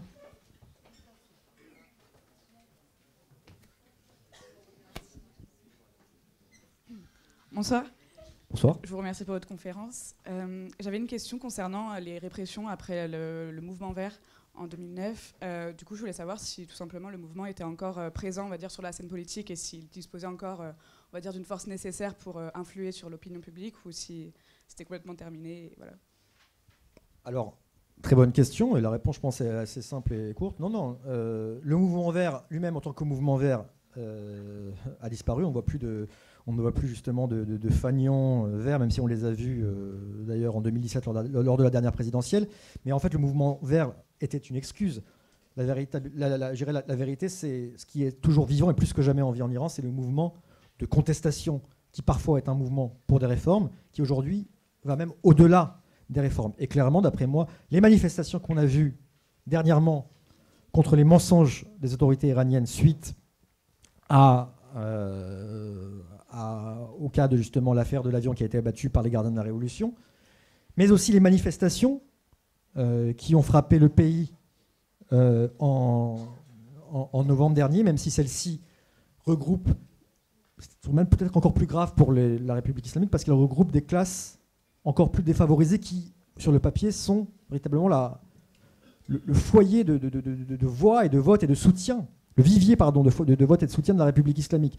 Donc je pense que tout le mouvement de contestation, en passant par exemple par les femmes qui manifestent contre le port obligatoire du voile, tous ces mouvements de la société civique qui sont plus que jamais en vie en Iran et qui ne demandent qu'une étincelle pour éclater, pour se montrer, sont un peu la suite logique de ce mouvement vert. D'ailleurs, au passage, s'ils sont encore assignés à domicile, ça fait maintenant depuis 2011, donc pratiquement 9 ans qu'ils sont assignés à domicile, les leaders du mouvement vert ont continué à envoyer des messages, reprenant peu ou prou le message de plus en plus radical des manifestants. D'autres questions? Bonsoir, merci encore pour votre conférence. Vous nous avez parlé à plusieurs reprises de cette... Est-ce que vous m'entendez correctement? Ah, on l'entend très bien. Tout à fait, parfait. Vous nous avez parlé à plusieurs reprises de cette jeunesse qui a un peu perdu espoir en la contestation, qui a accumulé une colère immense contre ce régime. est-ce que vous pensez qu'on peut assister dans les années à venir à véritablement un départ massif de ces jeunes, ou peut-être pas une révolte, mais à des mouvements d'opposition plus importants par cette jeunesse qui pourrait handicaper le régime et faire advenir cette crise que certains promettent au régime iranien à court terme? Merci. Je vous remercie. Écoutez, je pense que c'est déjà malheureusement le départ des élites iraniennes est une réalité. C'est là depuis très longtemps, avec plusieurs vagues successives. La première en 79 après la Révolution, en raison justement du résultat, une république islamique. La seconde avec le mouvement vert, la deuxième avec le mouvement vert de contestation, qui a amené beaucoup d'Iraniens plus politisés, des classes moyennes et classes aisées, à partir sous Ahmadinejad. Et la dernière aujourd'hui avec les sanctions. Donc malheureusement aujourd'hui le mot d'ordre, en tout cas ce dont j'étais témoin au cours lors de mes derniers voyages en Iran qui datent maintenant d'il y a un an, ça a été vraiment le message, sauf qu'il peut partir, quitter ce pays qu'on aime tant, mais dans lequel on ne voit aucune évolution, avant tout économique, mais aussi démocratique. Maintenant, je ne suis pas tout à fait d'accord parce que sur le côté de la contestation, au contraire, elle n'a jamais été aussi vive en Iran, et il suffit de voir les messages sur les réseaux sociaux, le moindre événement justement qui fédère les Iraniens et peut provoquer des contestations, comme par exemple la hausse du prix de l'essence ou le mensonge des autorités. Donc là-dessus, moi je pense qu'on est en droit à s'attendre à de nouvelles révoltes, surtout si la situation économique s'aggrave, ce qui paraît inéluctable étant donné qu'on est loin d'une résolution de la crise sur le nucléaire. Maintenant, les forces de répression sont très fortes, elles l'ont montré.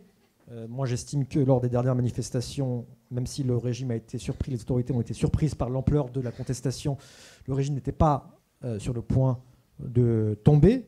Je pense là-dessus que les Iraniens gardent tous en mémoire l'appui crucial, continu et décisif de l'Iran à Bachar el-Assad en début de la révolte en Syrie et de la révolution qui au départ était pacifique dès les premiers jours. Les gardiens de la révolution, dont le général Rassem Soleimani, sont arrivés pour aider les forces de sécurité à réprimer, en tout cas ce qui était au départ des manifestants pacifistes, qui par la suite est devenu une véritable guerre civile, puis ensuite dans certains endroits des djihadistes. Mais clairement, il y a un côté jusqu'au boutiste des autorités. Mais clairement, le souci, c'est que tant qu'il n'y aura pas de solution d'amélioration de la situation économique et surtout d'ouverture sociétale de la part du régime, je vois vraiment une polarisation. On assiste aujourd'hui à une polarisation, et de la part justement du camp des durs en Iran et donc de ceux qui dirigent, notamment en témoignent les propos récents du guide, et de la population qui ne se satisfait plus justement des promesses vaines de réforme.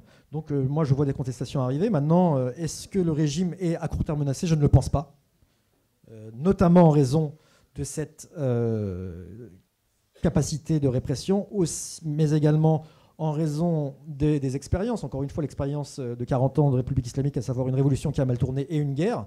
Mais sur le moyen terme, s'il n'y a pas de changement significatif, je ne vois pas comment on peut rester avec un pays avec une telle dichotomie véritablement entre une des sociétés et des populations les plus ouvertes, éduquées et pro-démocrates de la région, et un régime aux lois les plus dures et rétrogrades. Comme on n'a plus de temps, peut-être on va prendre 2 questions en même temps et ça va être les derniers. Y a-t-il des questions? Il y a un monsieur qui veut poser une question. Il y a là-bas aussi. Donc on va prendre les 2 questions et vous répondrez aux 2. Donc si vous pouvez être très court, s'il vous plaît. Il y a aussi le monsieur. En fait, je vous remercie vraiment pour votre bon débat de ce soir. Merci. Avant, juste que je vous donne quelques complémentaires, je peux dire quand même. C'est les questions, mais c'est quand même, il y a des complémentaires, on peut dire comme ça. En fait, je vous permettre que je vous donne un bon complémentaire sur les choses que j'ai entendues de M. Habermas, le philosophe allemand. Je ne sais pas en français, vous dites Habermas comme ça ou non, Habermas. En iranien, on dit Habermas, c'est un philosophe, ouais. Oui, c'est un philosophe allemand qui est venu en France à l'époque de Khatami. D'accord. Il était de Nobel. Oui. En fait, le philosophe allemand, il a dit qu'en Iran, on a une société qui bouge dans toutes les étapes, on peut dire comme ça. mais un gouvernement qui bouge jamais. Quand aujourd'hui il bouge, quand il a dit la société il bouge, ça veut dire qu'il bouge dans toutes les étapes, même dans les quartiers pauvres, même aussi dans les quartiers riches, on voit ce mouvement. Je vous dis ça parce qu'au début de votre débat, vous avez allé sur l'histoire des activistes sportifs. Aujourd'hui, actuellement, on a une vague d'activistes sportifs qui changent son nationalité à cause de toutes les histoires de conditions de un judoka et oui. Une fille de taekwondo, Oui, justement, qui était la première médaille iranienne de bronze aux Jeux Olympiques et qui a fui son... Aussi, mais mon vraie question, que je pense que c'est très important, en fait, vous avez allé beaucoup sur l'histoire du Dakar nucléaire, oui. Mais est-ce que ce n'est pas à votre avis, Dakar nucléaire, c'est une première étape pour le approcher, pour le faire prochement de lignes différentes, ligne gouvernement Iran et ligne de Occident. En fait, les sociétés, ils voudraient un grand changement. C'est pourquoi ils ont voté de Rouhani.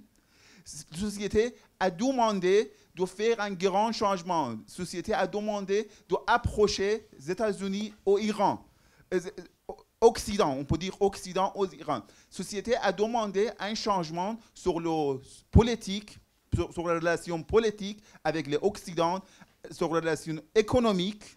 Et il n'y avait pas juste une demande qu'on voudrait juste un Dakar sur le nucléaire. La société a demandé changement sur l'économique, sur le politique, sur la liberté, sur la fraternité. Ils en voudraient tout. Aussi, ils en voudraient aussi, quand même, parce que moi je suis quelqu'un qui vient d'Iran, je dis précisément mon fin. En fait, j'ai été au moment des élections en Iran. Et ce que j'ai entendu, M. Rouhani n'a dit pas que je voudrais faire juste un Dakar nucléaire. Il a dit qu'après le Dakar nucléaire, il va faire, on dit en Iran, Barjam 2, Barjam 3, Barjam 4, Barjam 5. Et ça, c'est tous les Dakar qu'on a entendu pour le faire merci en beaucoup. Iran, avec les autres. C'est ça. Oui. Non, mais écoutez, oui, je suis tout à fait... arrivé. Oui, bien sûr. Alors, je suis tout à fait d'accord avec ce que dit monsieur, effectivement. Le 14 juillet 2015, le soir de la signature de l'accord sur le nucléaire iranien, les Iraniens n'étaient pas dans la rue. Ils étaient dans la rue pour célébrer, pour chanter, certains même danser, c'est quand même qui est incroyable. Mais d'après mes souvenirs, ce n'était pas en raison du nombre de centrifugeuses qui restaient en possession de l'Iran ou de la quantité d'uranium enrichi qui allait être envoyé à l'étranger. Non, les Iraniens étaient contents parce que profondément, ils souhaitent un rétablissement des liens avec l'Occident et notamment les États-Unis. Pareil, comme vous le dites justement pour l'élection de Rouhani et surtout la réélection de Rouhani, les Iraniens ont voté pour lui parce qu'ils voulaient une amélioration de la situation économique, ce qu'ils n'ont pas eu, notamment après le retrait américain de l'accord sur le nucléaire, mais pas que, mais aussi parce qu'ils voulaient, c'était un symbole, un témoignage du changement, d'une volonté de changement sur les questions de la liberté d'expression, sur les questions du retour des étrangers avec l'Iran. C'est vrai, effectivement, c'était une sorte de package, malheureusement. Et d'ailleurs, cette volonté de changement, cette volonté profonde de réforme, et même plus, c'est déjà ce qui est arrivé en Iran il y a plus de 20 ans, en 1997, lors de la première élection surprise de Mohammad Khatami. Beaucoup d'Iraniens à l'époque, beaucoup de jeunes, ont voté pour lui parce qu'ils voulaient des réformes, mais aussi certains ont voté pour lui parce qu'ils pensaient qu'il allait changer le régime, qu'il allait limite renverser le régime. Or, ils avaient oublié que lui-même était un membre du régime, d'où le fait que sa relative, le fait qu'il n'ait pas bougé au moment des manifestations étudiantes en 1999. Mais clairement, mais ça malheureusement ou heureusement, ça ne fait pas débat. Il y a aujourd'hui une réelle volonté de changement auprès de la population iranienne, mais la question est de savoir comment. Certains, de plus en plus, souhaitent complètement un changement de régime, mais ne savent pas comment y arriver et ont surtout peur de l'après et du vide qui pourrait être instauré en Iran, surtout en gardant en mémoire les récents exemples de ce qui est arrivé en Syrie, en Libye, en Afghanistan, en Irak. Et effectivement, aujourd'hui, là-dessus, on ne voit pas très bien où se situe la stratégie de Donald Trump concernant l'Iran. À mon sens, d'après d'ailleurs ce qu'il dit, et ce qu'il dit d'ailleurs à notre président, il ne veut pas renverser le régime iranien. Lui, ce qu'il veut, c'est a deal by Donald Trump. Voilà. Oui, bonsoir. Merci encore pour Bonsoir. cette conférence. Ah, je vous connais, je crois. Oui, oui, je suis sur votre Facebook en fait. Et on s'était déjà vu. C'est Adrien, c'est ça? Oui, on s'était déjà vu il y a quelques années dans un restaurant iranien. Alors, Première époque, ouais. Si vous voulez manger iranien, resto iranien dans le 15e, c'est la première étape en Iran. Excusez-moi. alors j'ai deux questions très rapides. La première, On va dire. ça concerne justement le pouvoir de Bachar el-Assad, puisque vous en avez parlé à plusieurs reprises. Il y a un ancien cadre de la DGSE, Alain Juillet, qui a dit qu'en fait, il y a eu une rébellion qui a été armée très peu de temps après la signature du pipeline entre l'Iran et la Syrie pour acheminer du gaz en Europe. Est-ce que la vérité ne serait pas plus nuancée que ce qu'on entend souvent en Occident, c'est-à-dire qu'on a le méchant Bachar el-Assad qui a réprimé sa population. Parallèlement, on a aussi un professeur au MIT, alors je ne saurais pas dire le nom, mais on peut le trouver facilement sur Internet, qui a démontré que son gouvernement n'a pas utilisé d'armes chimiques par des formules mathématiques et physiques. J'avais fait un article là-dessus d'ailleurs. Voilà, alors que penser de ça? Et deuxième chose, c'est donc concernant les manifestations en Iran, est-ce qu'aujourd'hui on peut dire que la nature des manifestations est la même et dans la continuité de celle de 2009, du mouvement des Verts, ou est-ce qu'aujourd'hui on n'est pas plus sur quelque chose qui est lié justement aux sanctions économiques et à toutes les conséquences que ça peut avoir sur la société au niveau économique? D'accord, merci beaucoup pour ces deux questions. En ce qui concerne la première, effectivement, tout n'est pas noir et blanc. Il ne faut pas être manichéen. Maintenant, j'ai lu ce qui a été écrit notamment sur les questions de pipeline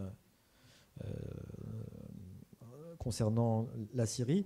Moi, ce que je sais, c'est que, en tout cas, au départ, d'ailleurs j'y étais, j'y étais en mai 2011, il y avait des manifestations, révoltes pacifiques qui se sont inscrites dans la lignée de ce qui s'est passé dans d'autres pays du printemps arabe, parce que le régime syrien reste un régime ultra policier, bien plus policier, je pense, en tout cas dans sa façon de le montrer, la façon dans le quotidien que le régime iranien, et que dès le départ, donc ça a commencé justement avec des gosses à Dera dans le sud, qui ont écrit Bachar doit partir, qui ont écrit des noms d'oiseaux sur le mur, qui d'ailleurs ont été réprimés, et de fil en aiguille, ça a continué. Dès le départ, Bachar el-Assad, l'armée syrienne, a opté pour une réponse sanglante. Dès le départ, en tout cas au bout de 2 mois, les gardiens de la révolution sont arrivés en Syrie, d'après ce que je sais,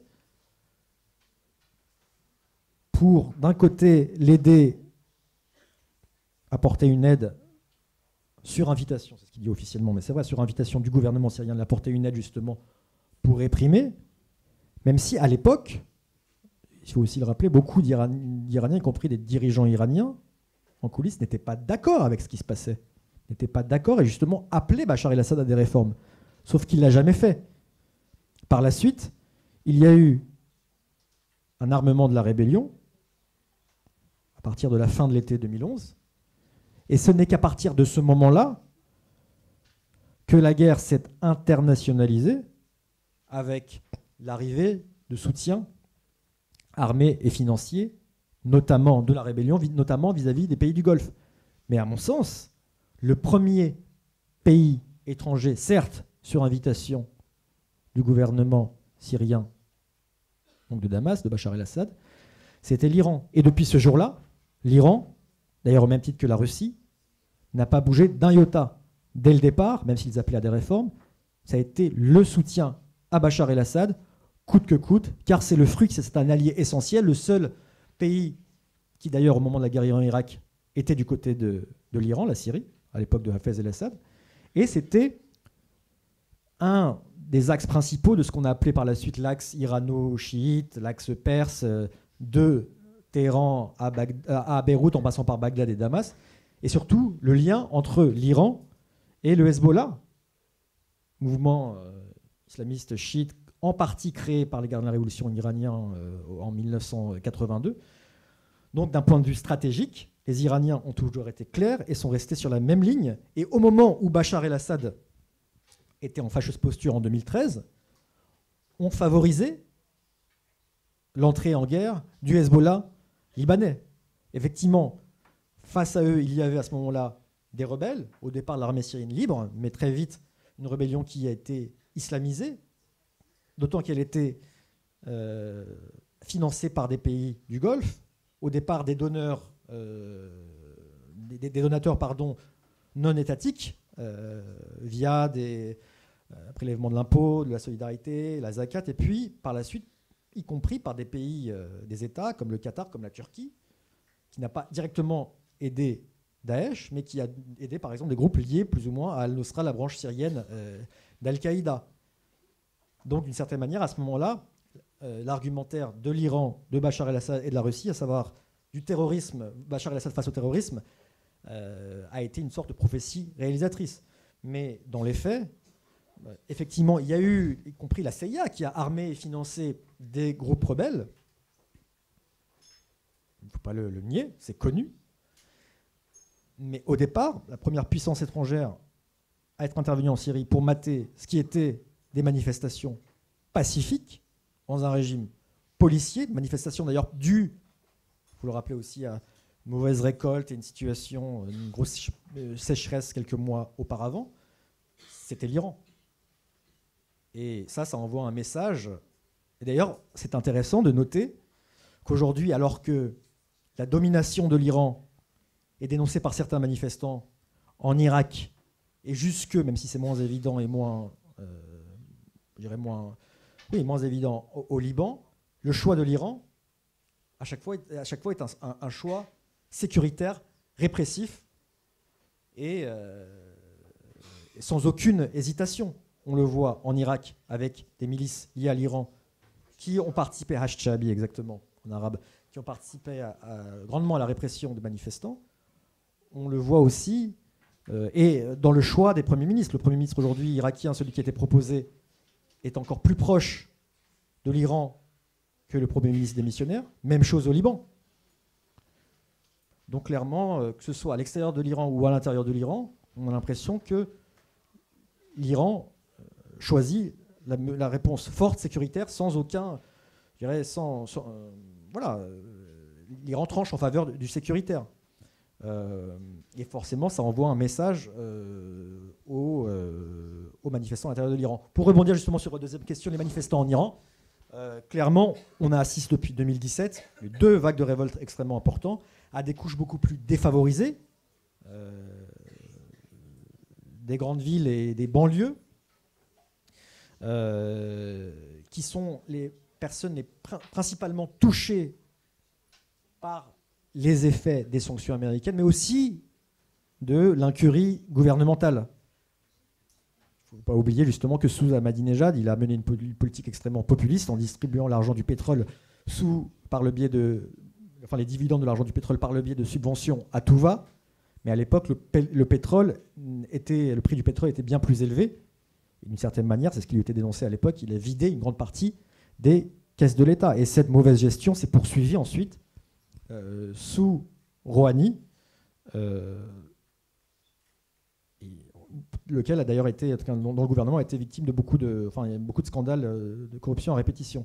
Mais là encore une fois, on voit justement ce côté un peu, pour dire clairement les choses, moins aisé, moins même éduqué des manifestants, le fait qu'ils s'en prennent cette fois directement à des casernes, à des séminaires religieux, à des banques. Donc clairement, ils en ont jusque-là.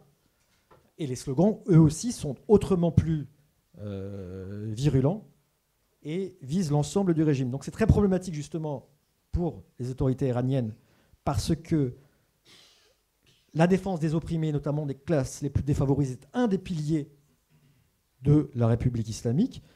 À mon avis, s'il veut tenir sur le moyen terme, il doit trouver une solution. Ce qui est intéressant, c'est que, malgré tout ce qu'on peut entendre, l'Iran souhaiterait négocier avec Donald Trump, mais les Iraniens ont une manière de négocier. Ils ne peuvent pas, à la Kim Jong-un, se laisser aller à aller prendre une photo avec Donald Trump et derrière ne rien avoir en retour. Ils ont souhaité des gestes, même de petits gestes, de la part du président américain, l'un d'entre eux étant l'allègement de certaines sanctions sur le pétrole iranien. Jusqu'ici, le président américain, ça a été un niet, un no total et assumé, alors même qu'il avait donné un mandat à notre président Emmanuel Macron pour négocier avec les Iraniens, qu'il arrivait à quelque chose. Mais là-dessus, le point de vue américain, c'est nos sanctions marchent, la preuve, on le voit avec les manifestations, donc on va continuer. Mais la question, c'est de savoir continuer jusqu'à quoi? L'heure tourne, donc merci. Et puis vous allez dédicacer votre ouvrage dehors. Merci.